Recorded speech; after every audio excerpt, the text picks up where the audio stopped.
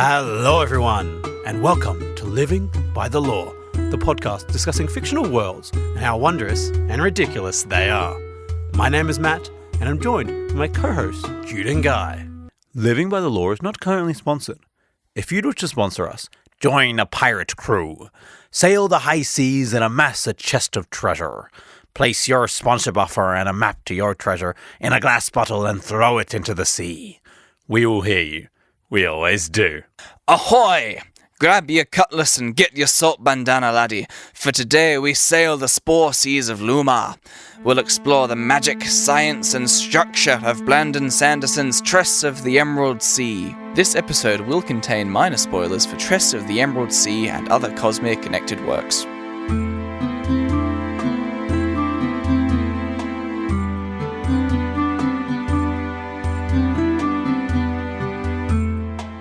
I have gone through a lot of my youth deciding at some point that I wanted to be a software engineer.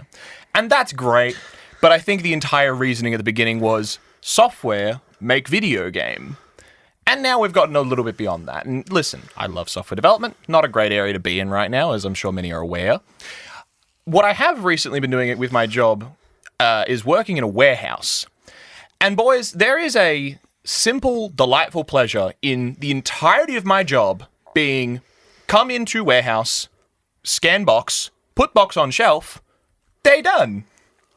That's my job. Yeah. I think that there's a tangible sort of pleasure, you know, it like putting together a good sandwich and tactile things. Doing a job where you just move boxes. I think there's tactile joys that I love that I don't think I appreciate as much anymore.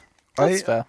I think at some level we are still animals. Monkey.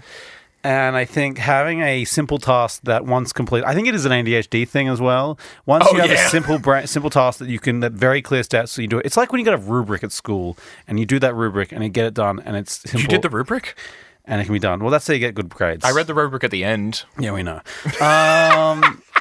I just think there is that brand. It's like it reminds me of. I think there was a study done that if you give someone less choices, they're actually happier. I'd love to be oppressed. Yeah, it's an interesting topic of I'll oppress you. Freedom. Put me on a leash, baby. Holy fuck. Woof, woof. It's interesting. Obviously, it's not good. Authoritarian is not good, but it's like... But it's satisfying, sexually. It's interesting that people struggle with choices a lot of the time, and being told exactly what needs to be done and being a simple task is satisfying for the human brain. The Matrix thing of like how many people would actually just take the...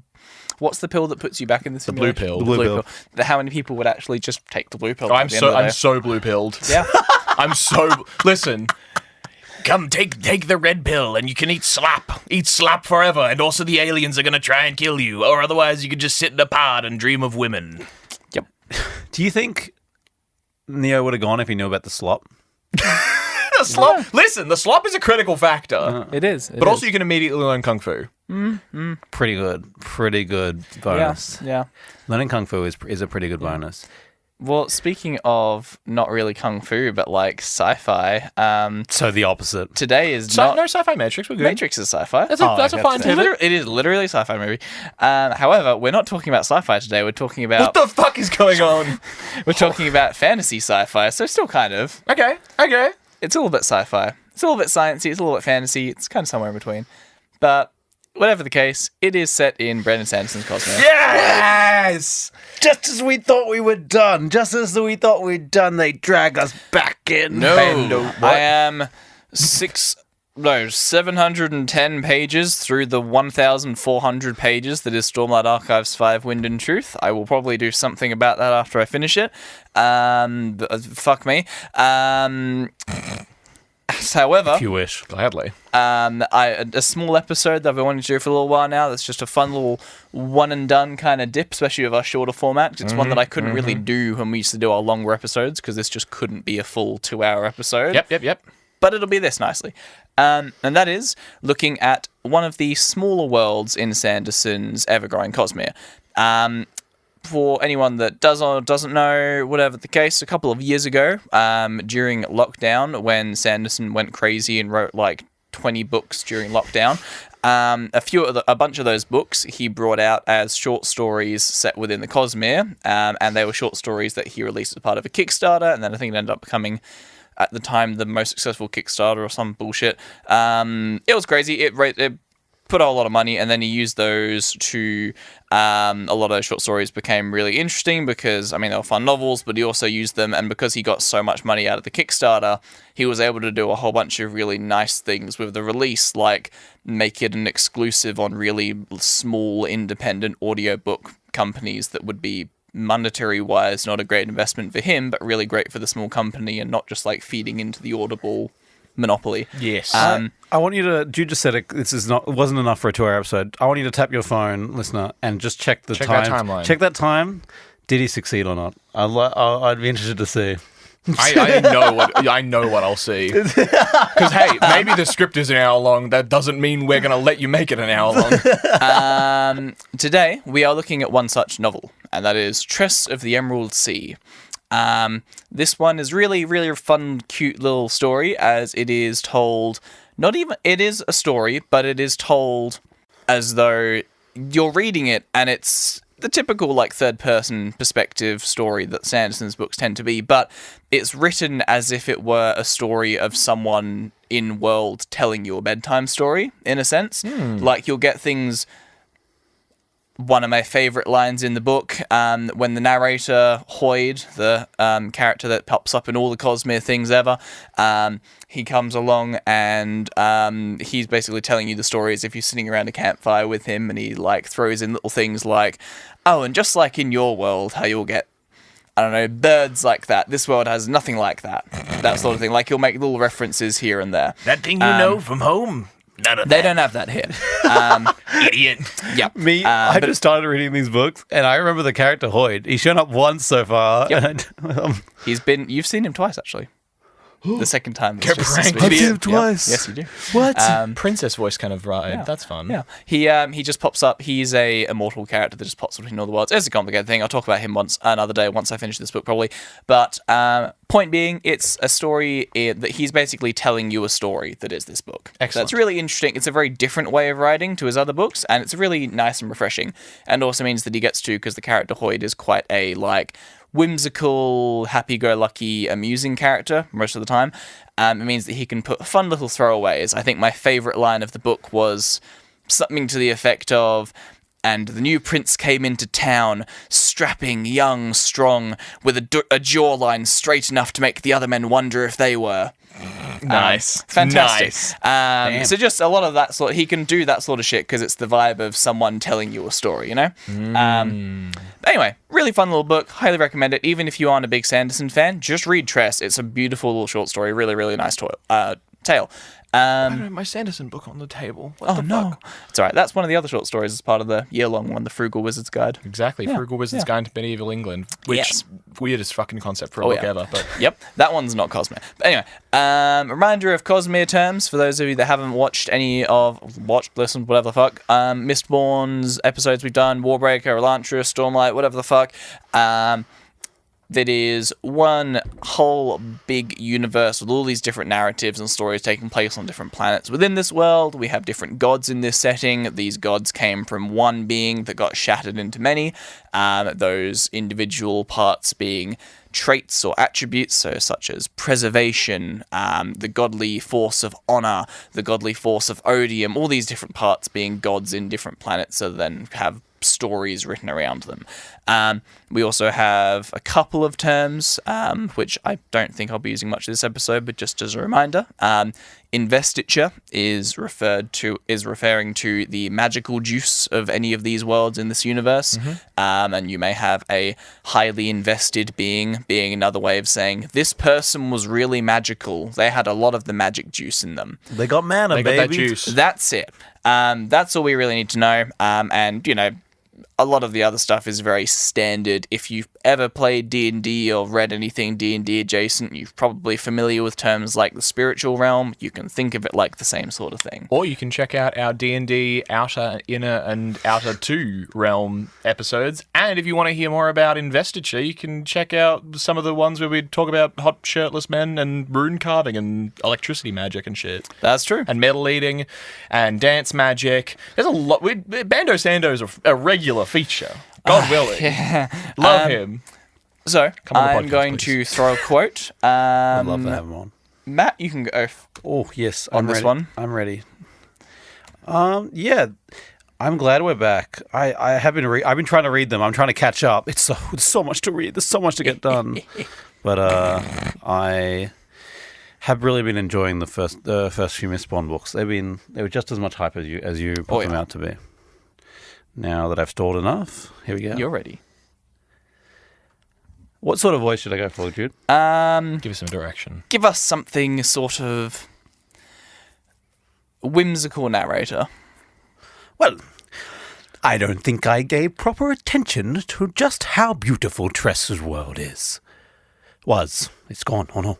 To me, it was a backwater planet drowning in the dross of the Aethers, which are more useful in other incarnations. Big words. And far easier to harvest on the moons themselves anyway. And yet, nowhere else in my travels have I witnessed anything like those spores. It's a good game, Spore. I love Spore. I think I've seen a thing about this. Very possibly. Adam Savage? Mythbusters? I think so. What? No, there's a genuine bit here. I'm pretty sure. Yeah. We'll get to it. It's all right, we'll get to it. We'll get to it. So, the things key to this world, Matt just mentioned spores. This is a world of swashbuckling pirates and sailing, and also magical spores, which fill the world. Like fungi? Like fungi? Like mini dust-like spores. Oh, okay. But these spores are from something called the Aethers. This next quote is for Guy. Give us, technically, where this one is from. Give us someone that is sort of an agent in a secretive group that's bringing someone into the group and telling them some really exclusive information. Cult or KGB? More KGB than Cult. Perfect. It's called an Aether, an ancient entity predating the creation of your world. Some can grow it, manipulate it. Yes. And what is an Aether? What is an Aether? Well, it is a ancient variety of heavily invested entities or beings. They originate on a planet called Dartry, where there were 12 primal entities residing. 12? 12. 12 primal entities residing. Never mind Mark Rober. Huh? Never mind Mark Rober, not Adam Savage. I was going to say... Mythbusters? No. So Hey, I do reference that. YouTube science man. It's I okay. do reference that later on. Yeah, perfect. Although these Aethers have since spread to other worlds, these 12 beings are sort of like a collective hive mind like consciousness of just pure raw primal creation power. Wow. Yep. And they, seeking out into the far reaches of the universe, they bind to people who kind of act as their agents, sort of their spies, sort of their distant viewers, if you will. They're people called Aetherbound, and they are able to manifest the specific power of whichever Aether they've bound to. Many believe that the Aethers are the single oldest thing in the entire cosmere, so we really don't know a lot about them. The god that got shattered to make the other gods that we focus on, the Aethers predate that original god. Really? Wow. Supposedly. It's his juice. Yep. It's one of those things that we don't actually have written knowledge of. All we have is characters that are relatively smart and all-knowing characters say it's believed they outdate this. So we don't really know a lot about it, but that's kind of the point. It's always concerning when the old wizard who knows everything goes, I think that it might be. It's like, whoa, Yep. you think? Yep. There's bloody alien pollen. I don't like it. I'm going to be allergic to this, I swear. Oh, yeah. It's Just you wait. I knew I knew where I knew Aether from. I was like, where do I know Aether from? It's like that fucking Minecraft mod, wasn't it? Yeah, the Aether. Oh, yeah. isn't it also from fucking Thor? Yeah. Isn't it? Is The Aether in Thor 2? Ether. Ether. Yeah. My bad. Yeah. Yes, the Aether. The Reality Stone in juice form. So they are, to put it super simply, in their original primal form, just 12 raw powers with a collective consciousness, and the act of drawing upon the Aethers is just dragging raw power into being from the spiritual realm. These 12 Aethers have then spread out across the universe, and you get places like Tress's world, which we're going to dive into now, where these 12 Aethers take on a very unique form, and that gives us the spores. The spores are a thing unique to this setting. That's not the case in any other setting that the Aethers are present in. So we're going to dive into this setting. The Aethers, you don't necessarily need to know that much about them. It's just to give a bit of context. The world itself is the planet Lumar, and it is a planet with 12 moons, home to a unique strain of Aethers. 12 primal Aethers, 12 moons around this planet. The moon's full of Aether. The moon, there is one moon per Aether. Yeah, they're like rich with this stuff. Ooh. It is located in an unknown star system, considered, as said in the previous quote, a backwater of the cosmere. The planet is surrounded by these moons, each of them hanging in equidistant geostationary orbits, oppressively close to the surface. So you can just see constantly these massive 12 moons surrounding the planet.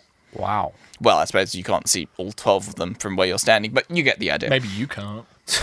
Sorry, I So forget they're really you have. big. They're really big. Oh, Yeah, well, it's not that they're really big, They're it's just that they're close. really close. How big are they? I don't have a measurement now. I'm sorry. Sized. Because like our moon, the one moon we have on Earth, is actually like really big for a moon. Yeah. Yeah. The planet itself is not Earth size, it's a smaller planet. Okay, so probably So little moons. the moons are probably smaller as well. And to have but- 12 of them, they'd be interfering with each Yeah, other. exactly.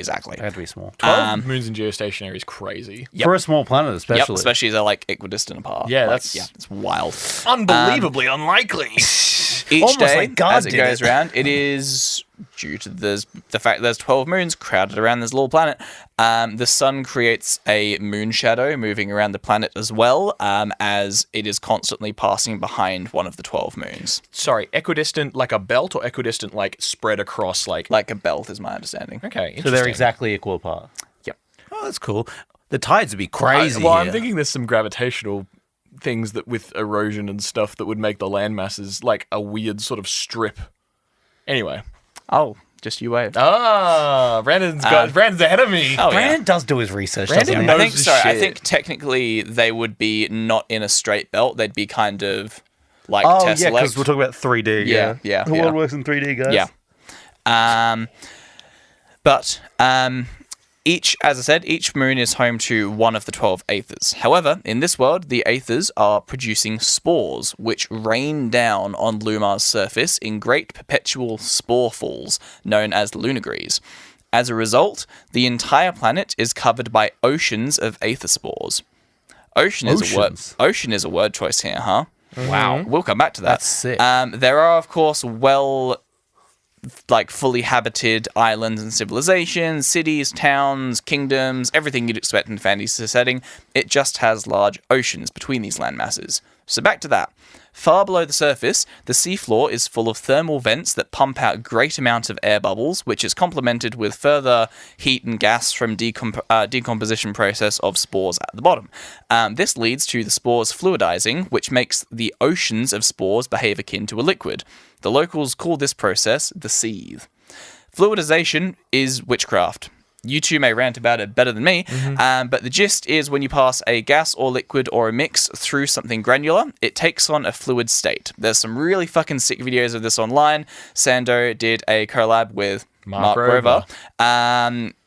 Or as I put him in my script, a science dude on YouTube, when he released the book. And because it was the first of his secret projects he launched when he did the Kickstarter, and he did this really fun collab video. And yeah, it's wild. It just, you literally, like, the main video that he did, that Sanderson found, and he cited as, like, the video he was watching while writing the physics of this world, it's literally a hot tub filled with sand, and they blow, like, gas into it, and it turns into liquid. It's Mark Rober wild. sand spa. I've seen that. Yeah, that's oh what my this is. God, Liquefied that's sand. so sick. Yeah, so it's liquidized spores.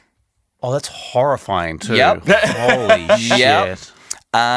So the seethe allows people to sail ships across the spore ocean, thus giving the world its primary method of travel, trade, communication, etc.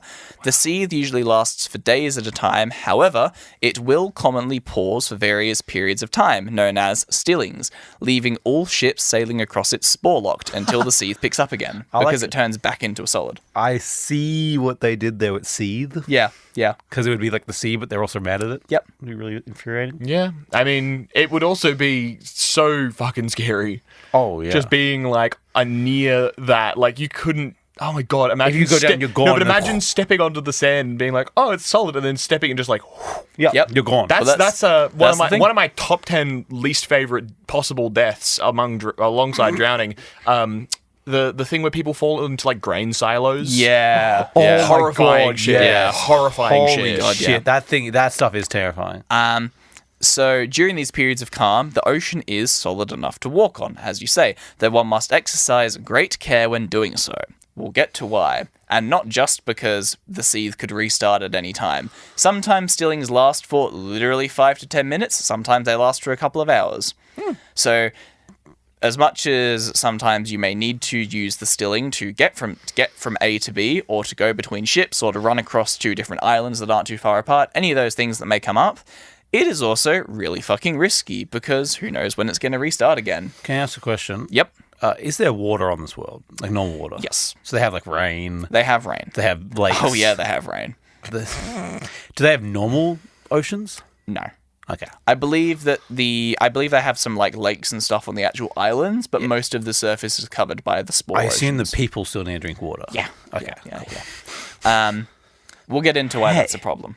They could be aliens, dude. No, you're 100% correct. It's just funny. Owing to the moons being equal distance to one another, and each dropping a constant spore fall, each sea is of the same size with different spores.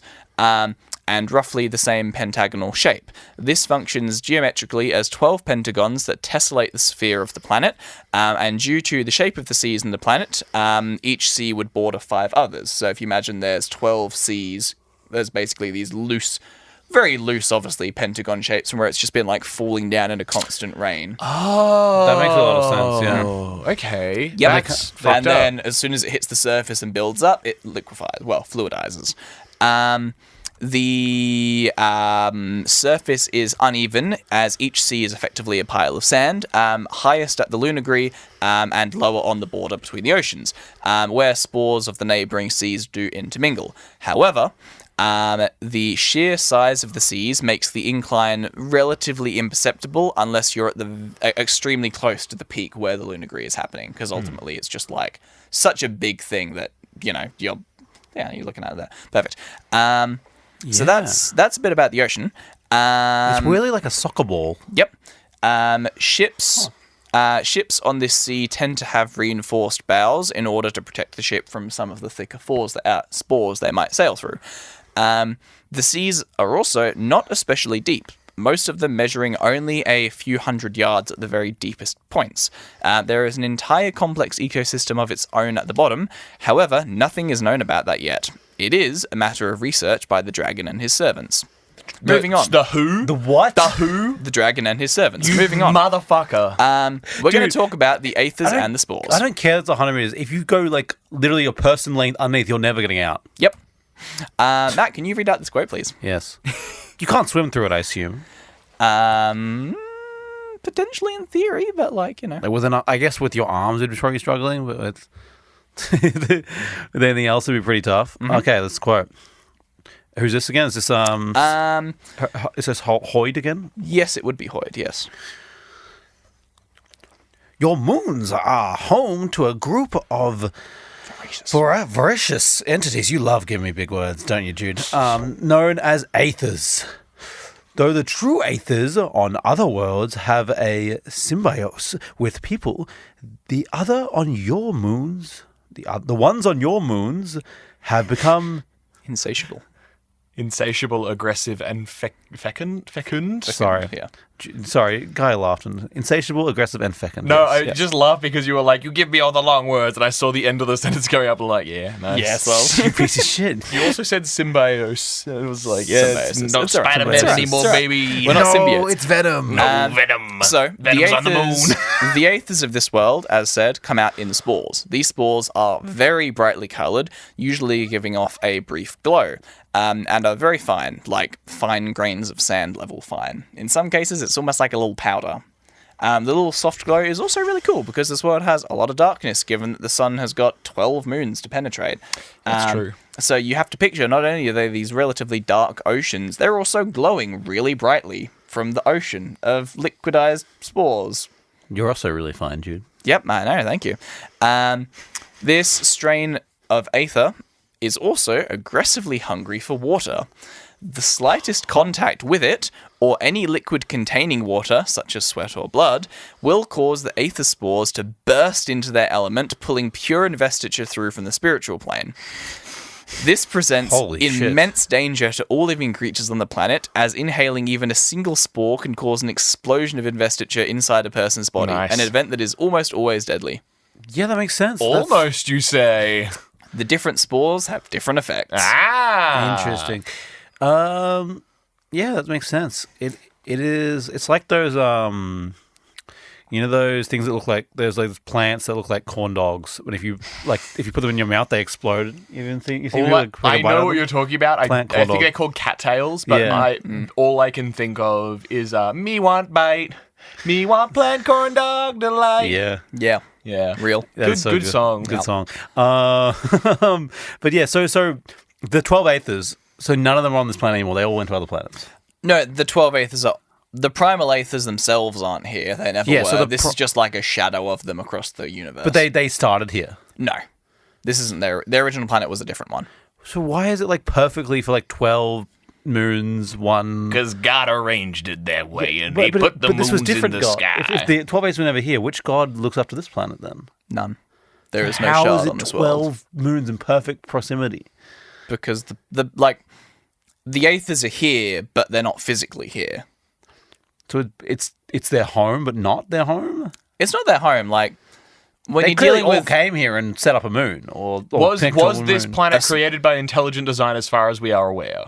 The planet, no. The moon's kind of. It's Cool. less intelligent design and more primal design. Like, all 12 of them have an aspect of them that has taken up some form of sentience here, Okay. and that has shifted them, and that's the reason they're equal distance apart Yeah. from each other, because they're all vying for their own space, right?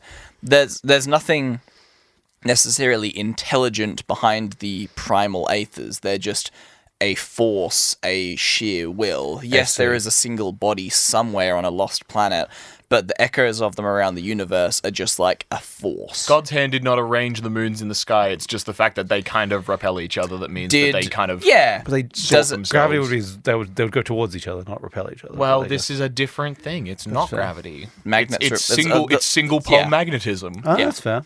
Interesting. I just like I think it's a really cool planet. It is, yeah, I was it's trying to such a think cool who planet. made it. Like, you know? Yep.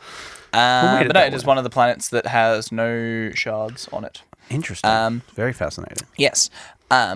The other thing with this, and like that's another reason why you have to be incredibly careful when you are going for a walk out on the stilling, because if you're walking along and you kick up some spores, if you inhale any of them or they get into your body somehow, they're going to react with your blood, saliva, or sweat, or just moisture on your skin, and you could be in a lot of trouble. This deal keeps getting worse all the time. Yeah, You there say is- an explosion of investiture. Are we to assume currently that is just magic? We'll get to what it is. Cool. Yes. Something magical happens. Okay. Nuclear magic. We'll get to Big it. bomb. Big bombs. So We'll big. get to it. bombs like this before. The N-word. Investiture. What? Have you seen that quote where he goes the N-word nuclear? Yep. Have you seen that? You haven't seen that? I have. No, I just find it funny. He went the N-word investiture. Investiture. There is one other thing. that is good to know about these before we move on. Silver and salt both kill the spores on contact. Okay. However, so this is something that the interesting. people of Lumar have to exploit to stay safe, and also means that salt and silver are prized commodities on this world. Even like everything from the ship's railings around the top of the ships are like lined with silver. People will like cover their doorways in salt, all of that kind of thing. That's so interesting because, like, in the other Mistborn world, silver is fucking useless. Yep.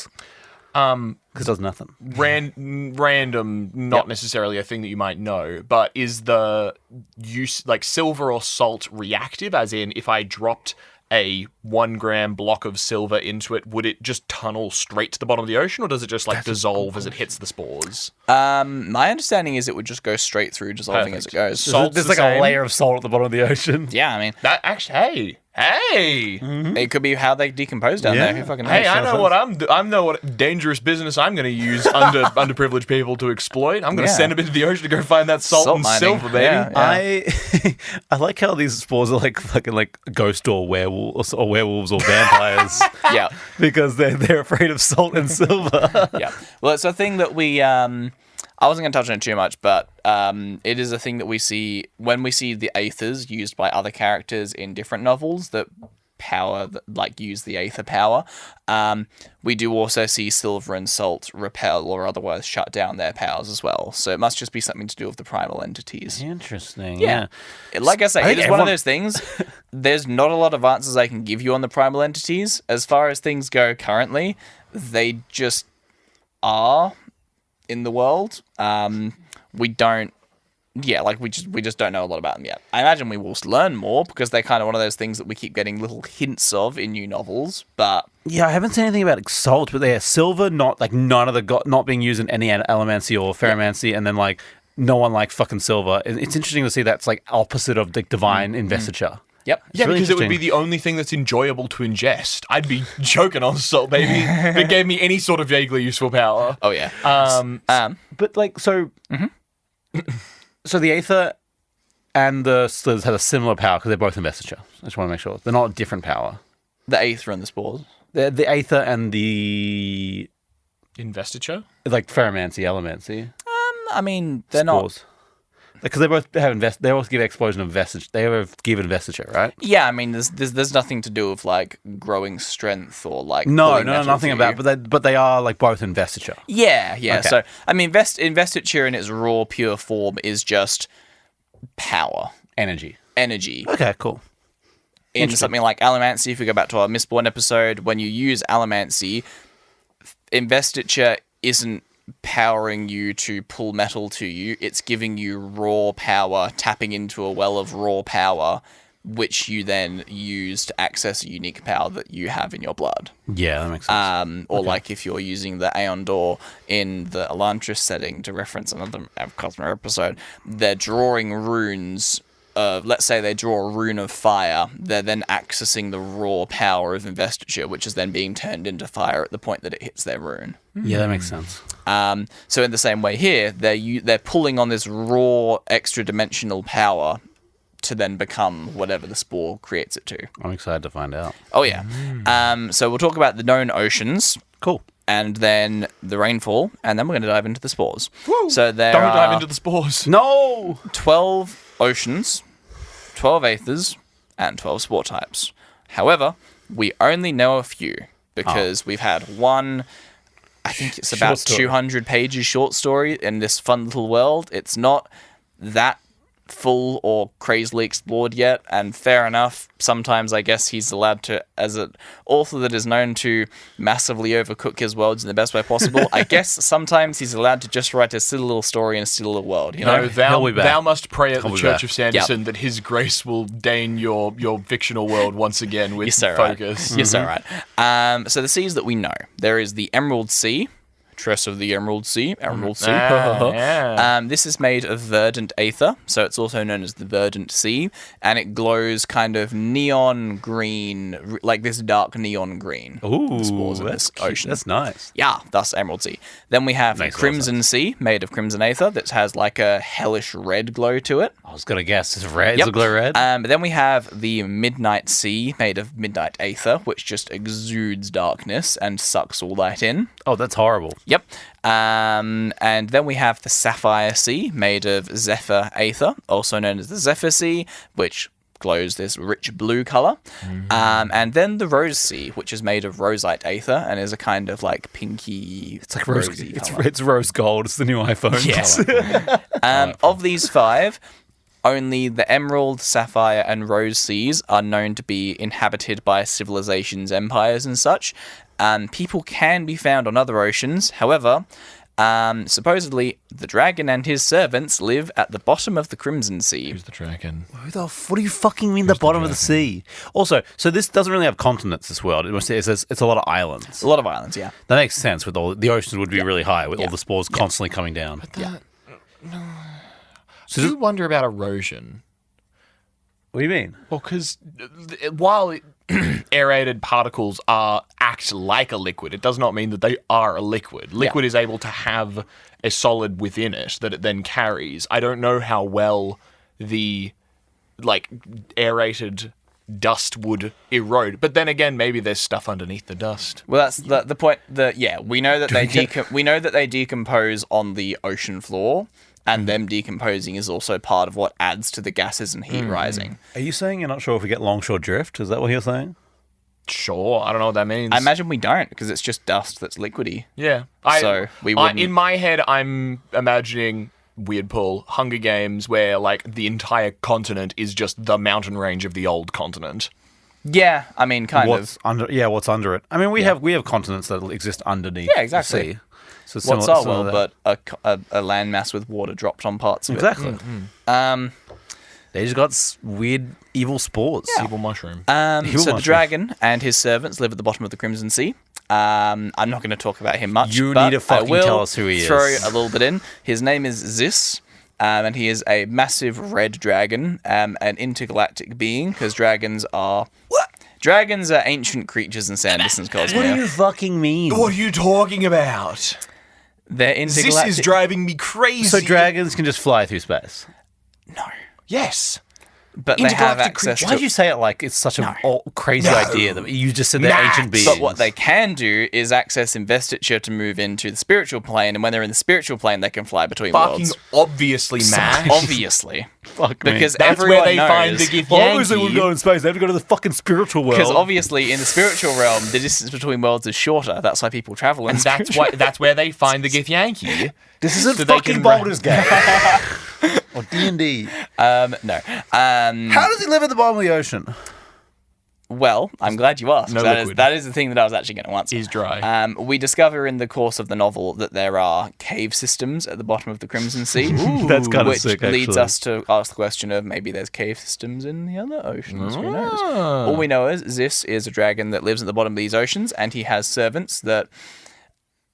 Would suck. The rumor is that there's an evil, malevolent dragon at the bottom of the Crimson Sea, and sailors that bring him slaves can get a boon from the dragon. Mm-hmm. That is true, that people can bring him a boon, and it's true that he will take them, and it's true that he'll give them a boon. However, the people that he then takes down are treated really well, and he uses them just to kind of help research, because he's just a curious guy that's like, yo, He's a little guy. This is a really weird planet, and I've not seen the Aethers react. This is really unique. The Aethers are everywhere, and they act very differently to this normally. I want to research it. So he has a team of researchers down there, and people get brought to him, and This is like an immortal dragon, yeah? Yeah. You can't just say that they get brought down. How the fuck are they getting through the ocean? That's a good question. Well, I don't want to spoil all the secrets of the book. Island with a hole in it. Does Journey to the center of the earth. Volcano. I mean, can they leave? No. Not once they're brought to him, no. So they're slaves. They're under the ocean. They're not slaves. They're there out of choice. They literally said they were. They get He said treated they were well. selling them. He said that people were selling them to the dragon. They And they can't leave. Don't worry about it. So anyway, we're going to move on. Yeah, they're treated really well. They by the are. way. Well, it's better than being a slave by the pirates up on the surface. I guess. Yes, true. The other inhabitant that we are aware of is in the Midnight Sea. There is a sorceress and her Midnight Essence creatures. Fuck yeah. Oh, yeah. Because, of course, there's an evil sorceress in the Midnight Sea. Shadow Isles. This is the most fantasy I've ever seen out of Yeah. Brandon. This so book is literally fantasy. just a cutesy, fun little short story of fantasy tropes. It'd be really and funny that's if- literally the point of it. It's really funny if Hoyd? Hoyd. We're just making all this fucking shit up. I mean, that is also a theory in the fandom that Hoyd just makes it up because, when you read Stormlight especially, there's literally like multiple pages of the Stormlight archives that is just Hoyd going on a little rant telling a story just like this one to characters in worlds. So anyway, it can be further assumed that there is a sunlight sea somewhere in the world due to there being sunlight ether, and we hear reference to sunlight spores as well, but we don't actually get confirmation of what color or what that looks like. I'm guessing sunlight, right? We're guessing a whitey yellow color, but Yeah. we don't. Well, like as one's opposed to the darkness. others that we actively know, That's see, or fair. hear about, it's one that we don't actually, That makes sense. I really don't know page counts. That's very funny.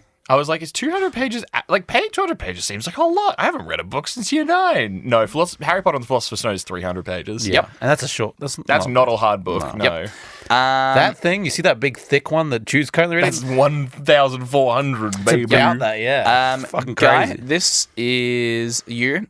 Give us a pirate captain voice. Oh fuck, it's not sending. Pirate Captain. Oh, No, I've got it. You gave him the pirate captain. That's sick. Yar, baby. But she's a misfortune style captain. Yar, baby. Yes, the spores are dangerous, but they create red spines sharp as a needle. But the real danger is the rain. I was gonna say the rain seems fucked. Yep. So we have explained how spores like water, where the planet has wild rainstorms. Maybe something to do with the fact that there's all these fucking moons causing really weird weather patterns. Who knows?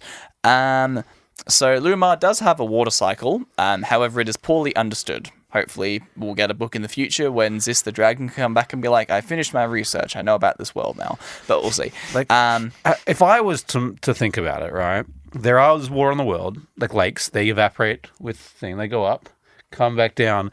I'm guessing when they hit the spores, the water evaporates immediately, and it goes right back up. So anything water hits the sea would go right back up into the sky, and then anything hits a lake would stay there. Well, that right? is one of the reasons I was Possibly. asking.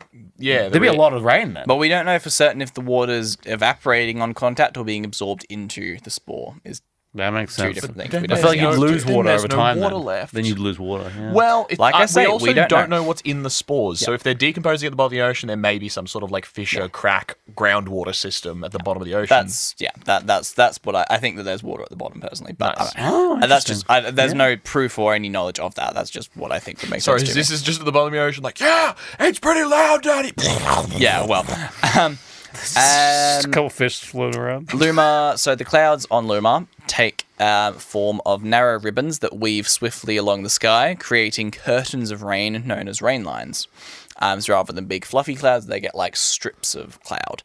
As the water energizes the spores, rain will cause massive manifestations of the aether's elements, making them a massive danger to living beings. However, over most oceans, rain lines are predictable. A ribbon of rain will always follow the same pathway across the ocean, enough so that Lumarians have managed to create rain maps that can accurately predict the path for centuries.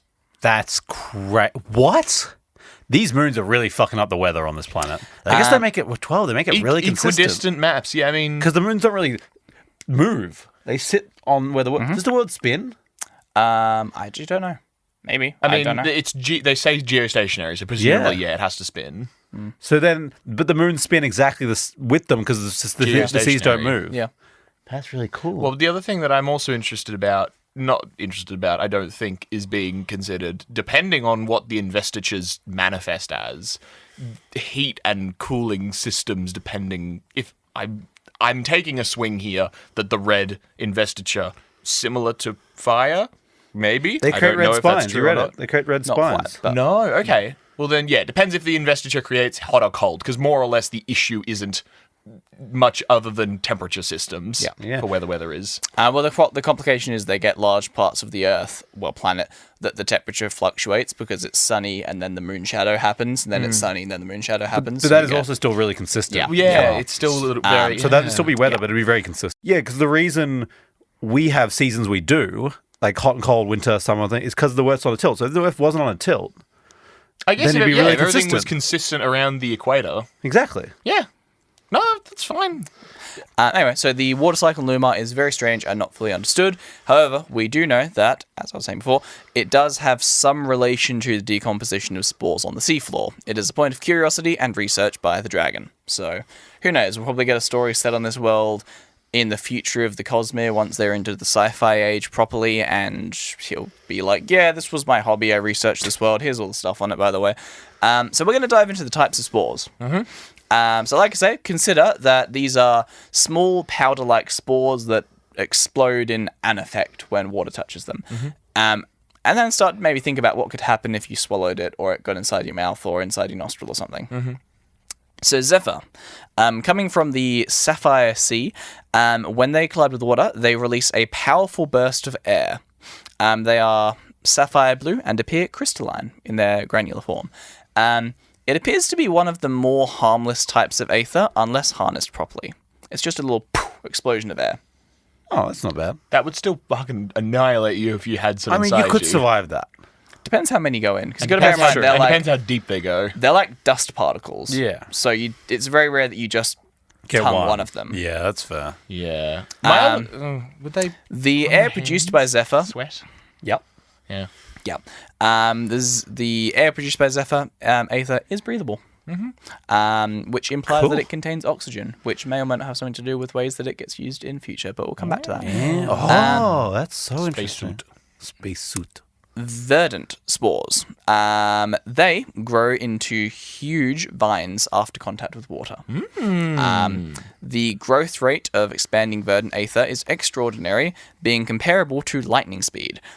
Breathing in these spores is known to often lead to death, as they react with the saliva and expand, clogging the throat sinuses, or just making vines grow out your fucking head. Don't That eat makes them- sense. Don't eat Yep. pumpkin seeds. That'd be really cool to see with rain. Sorry. Oh, that'd be really cool to see with rain. Psychopath. Yeah. Like walls of Oh, vines. right. Sorry. It'd be, Yeah. it'd be like, no, not with a human. What? I mean, like Jack and the Beanstalk style. That's cool, yeah. If you create them, because investiture tends to be a spiritual connection, people that practice at it, honestly, anyone, you do see multiple people do this in the setting. If you spread water with intent onto spores to grow these vines, it is shown that people can give really basic commands to vines, such as grab thing or entangle thing. And you can continue to feed them with water to like make the vine keep growing around the thing. Is it still the lightning speed that you mentioned when it's doing this, or is that just the growth, the appearance? The initial growth, Right, and then you can gotcha. kind of keep feeding it water to make it like grow more. How long do they live? If you keep feeding it with water, it'll live indefinitely. Okay. But if water stops being fed to it, it does die out fairly quickly. Okay. So that's why rainstorms, it's pretty like constant growth. Then once the rainstorm passes, it like starts to wither away and collapse. When you're on the ocean, do they fall through the ocean? The vines? Yeah. Yeah, they fall through. Yeah, because they're But too unless thick. it's not the... Unless it's the still. Unless it's the still, in which Yeah. case big growth, and the whole thing, that's crazy. Yep. You do 100% see ships. No, we'll get to that. We'll get to that. Crimson. This is the spicy one. We're going to send this one. Matt, this is for you. Thank you. Back to Hoyd. One moment, you're enjoying a nice book, and the next, you take in an unfortunate breath, get a few crimson spores in your system, and suddenly, you turned your skull into a colander. I got a little pirate in me. I don't know why Hoyd went piratey there, I got a but hell little yeah. pirate on me. You're He's- allowed to. You can get Thank you. pirate. I want to get a little Yep. piratey. Crimson Aether takes on the form, when it explodes, of red spines or spears that are sharp as needles and are almost certainly deadly on contact. when they get wet and express their ether, the spines basically just rapidly grow into massive spikes. So do they grow out or just long ways? And do they grow Like both stars, more like. So just like a big explosion of spikes. That's terrifying. Yep. Massive, tiny, razor-sharp needles that just go through most Sea things. urchin. Yep. Basically.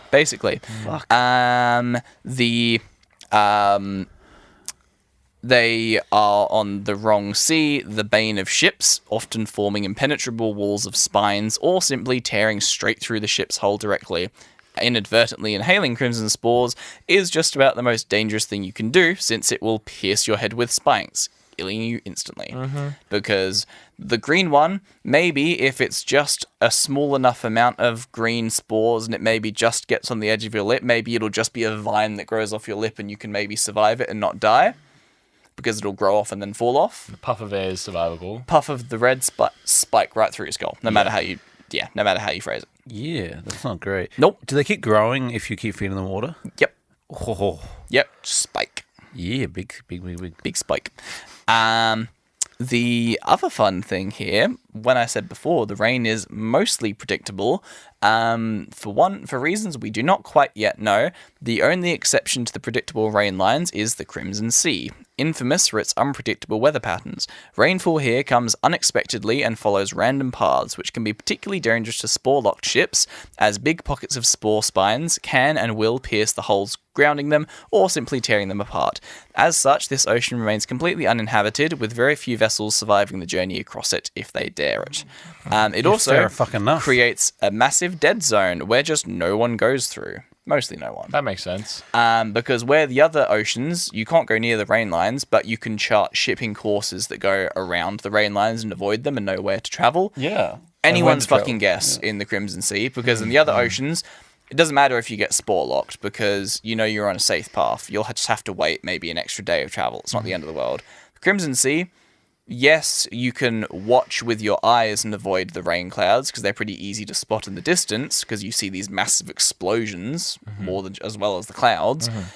If you get spore locked and one starts coming towards you, Cooked. yep, Cooked. literally. So vine, I presume, is made of the term vine evokes like plant matter esque. What are the crystals like? What are the spines made out of? More corally spikes is what we've been told. Oh, okay. Yeah. Oh, Calcium almost. Okay, Yeah. no, because I'm just thinking. Listen, utilitarian enemies just trying to figure out what the function of each of these are. Can I go to the Crimson Sea and like make a material that's useful for something? I mean, probably, yeah.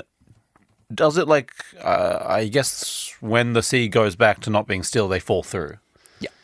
It's like, I was gonna ask, do these like dematerialate, but I guess they just fall through the ocean. Yeah. Okay. Well, but also you'd imagine. Which is also really bad if you've got a ship that, say, gets spore locked and spiked through with red spikes, and then more spores fall into your ship.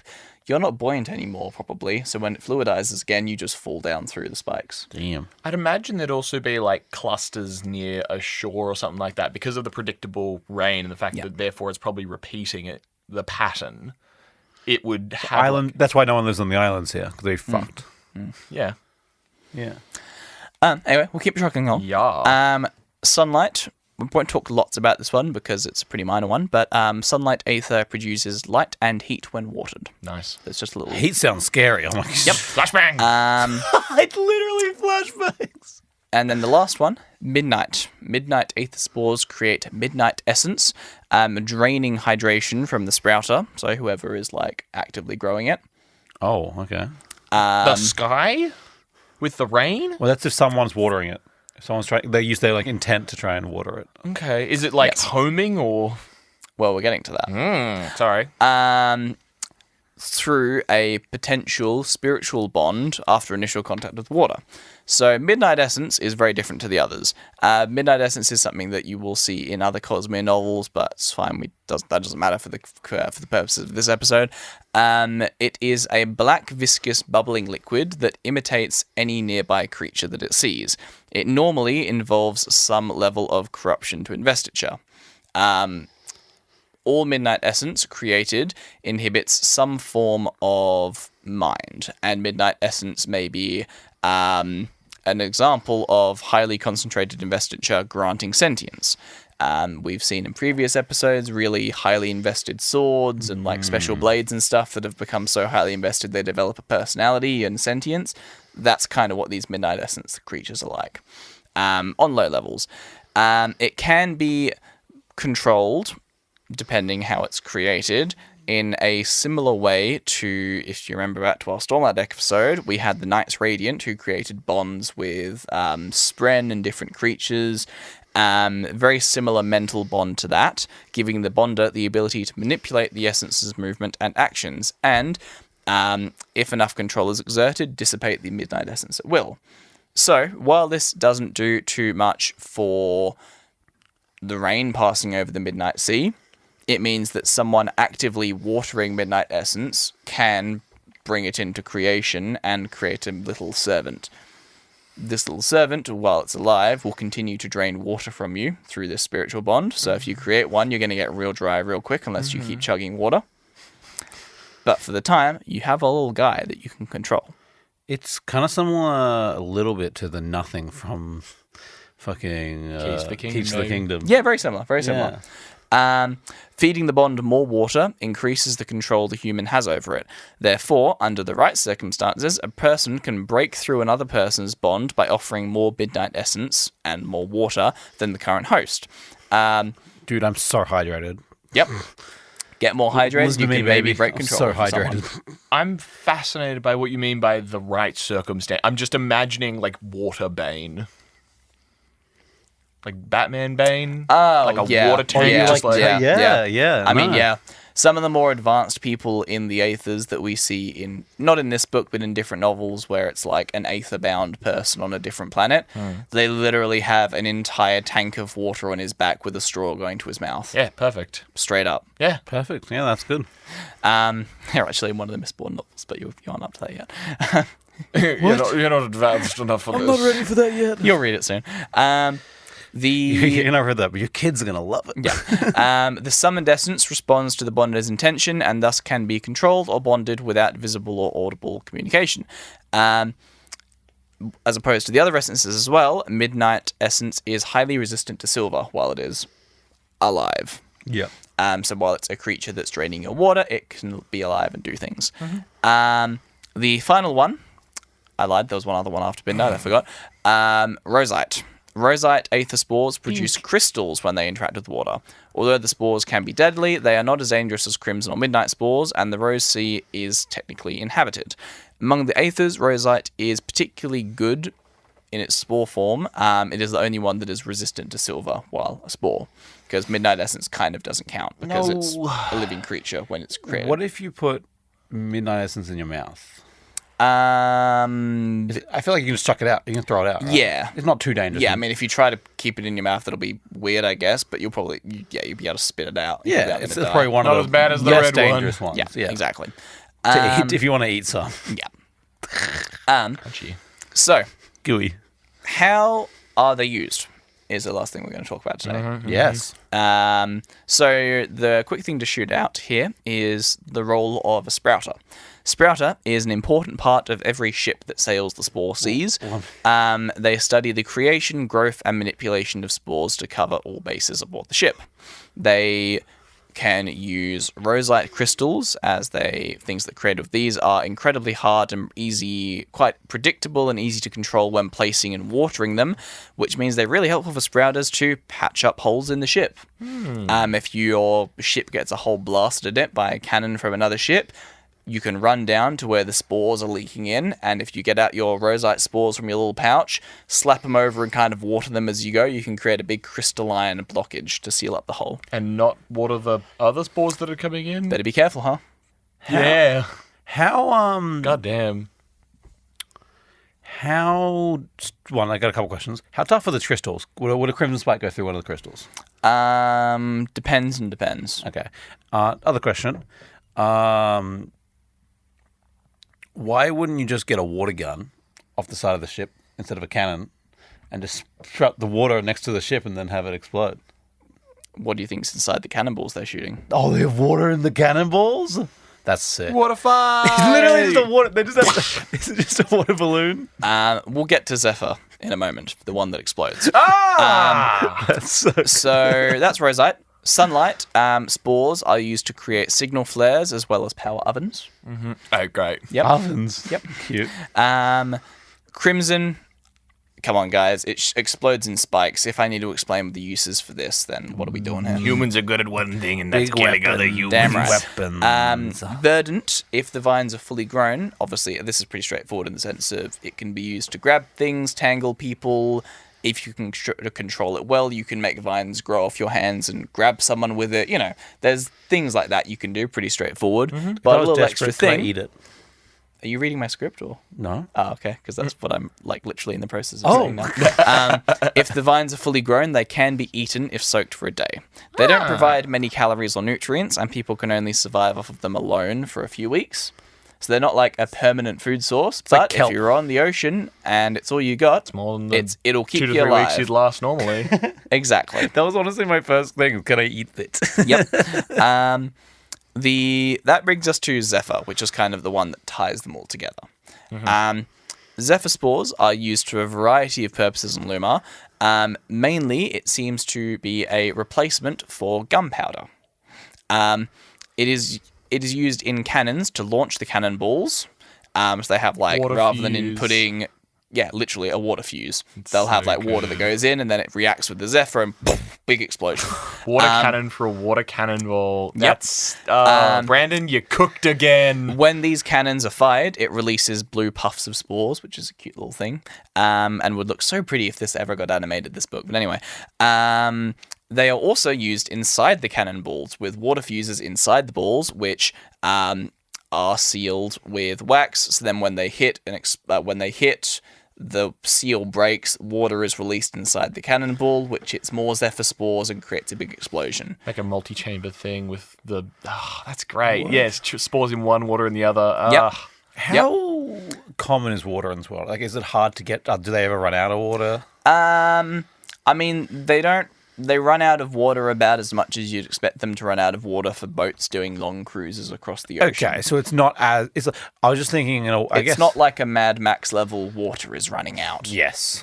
If you're on an island, you can find some water. Yeah, I imagine that we'll probably... I mean, if he ever does another short story or a full novel in this world, I guess we'll maybe get something explaining that more. But as far as we're seeing, he's already doing a swashbuckly pirate story, so water's already kind of scarce because you're on an ocean, so... Also, there's not a lot of continents, so there's not a lot of areas for water to go. To like collect, right? Yeah. And I imagine some islands are just desert islands because the water because the rain would never go there. Yeah.